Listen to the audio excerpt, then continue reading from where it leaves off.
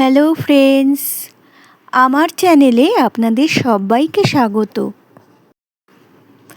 আজকে আপনাদের সাথে শেয়ার করছি খুবই সাধারণ বাঙালির ঐতিহ্যবাহী একটি রেসিপি, কচু শাক। আমি আজকে কচু শাক নিরামিষভাবেই করব। কচু শাক আমিষভাবে করলে ইলিশ মাছের মাথা দিয়ে যেমন খেতে সুস্বাদু হয়, সেরকমই নিরামিষভাবে ছোলা আর নারকোল দিয়েও কিন্তু খেতে অসাধারণ লাগে। চলুন রেসিপিটি দেখে নেওয়া যাক। আজকাল তো বাজারে কচু শাক কেটেই বিক্রি করা হয়। আমি সেরকমই একটি বড় প্যাকেট কচু শাক কিনে নিয়ে এসেছি। এখানে আমি যেহেতু ওজন করে দেখিনি, তাই আমি বলতে পারবো না কতটা কচু শাক এখানে আছে। শাকটা প্রথমে খুব ভালো করে ধুয়ে নিয়েছি। এবার একটি প্রেসার কুকারে কচু শাকটা দিয়ে অল্প লবণ আর হলুদ দিয়ে দিলাম। হলুদ দিলে একটা কালচে যে ভাব আসে, সেটা আর আসবে না। কচু শাক সেদ্ধর সময় জল না দিলেও চলে, তবে আমি এখানে 1 কাপ জল দিলাম। তারপর 2টো সিটি দিয়ে শাকটা সেদ্ধ করে নিয়েছি। কচু শাকটা খুব ভালোভাবে সেদ্ধ হয়ে গেছে। এবার শাকটাকে জল থেকে ছেঁকে তুলে নেব। দেখুন, শাকটা কিন্তু খুব ভালোভাবে সেদ্ধ হয়েছে। এবার একটি বড় ছাঁকনির মধ্যে শাকটা দিয়ে চেপে চেপে এভাবে জলটা বের করে দিতে হবে। জল একদম চেপে শাকটা শুকনো করে নিতে হবে, তাহলে রান্নার সময় রান্নাটা তাড়াতাড়ি হবে। এবার গ্যাস ওভেনে একটি কড়াই গরম করে এর মধ্যে দিয়ে দিচ্ছি প্রায় 4 টেবিল স্পুন সর্ষের তেল। তেলটা গরম হয়ে গেছে।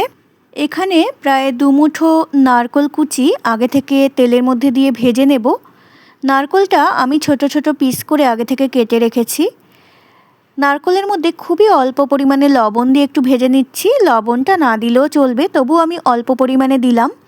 এবার একটা গোল্ডেন কালার আসা অবধি অপেক্ষা করব, তারপর নারকোলটা তেল থেকে তুলে নেব।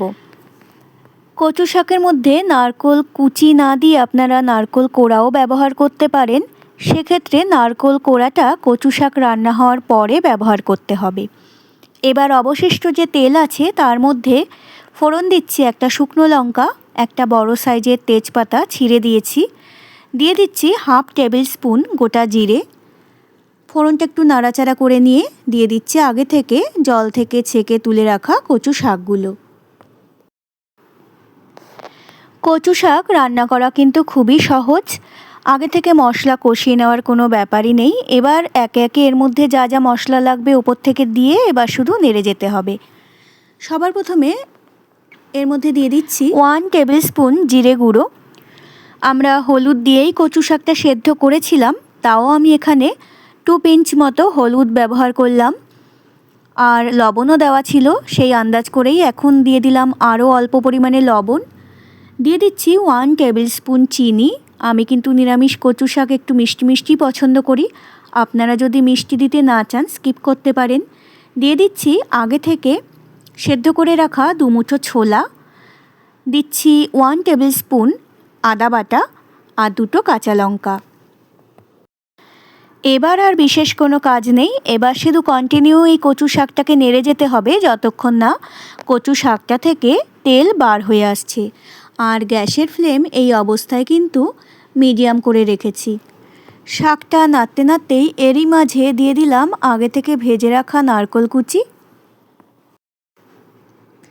আমার টেস্ট করে মনে হলো আরও একটু লবণ অ্যাড করতে হবে, সেই আন্দাজ করে আমি দিয়ে দিলাম আরও অল্প পরিমাণে লবণ।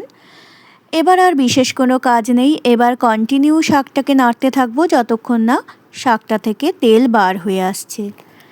শাকটা নাড়তে নাড়তে যখনই দেখবেন যে শাকটা কড়াইয়ের গা থেকে তেল ছেড়ে আসছে আর এক জায়গায় দলা পাকিয়ে আসছে, তখনই বুঝতে হবে যে শাকটা রান্না হয়ে গেছে।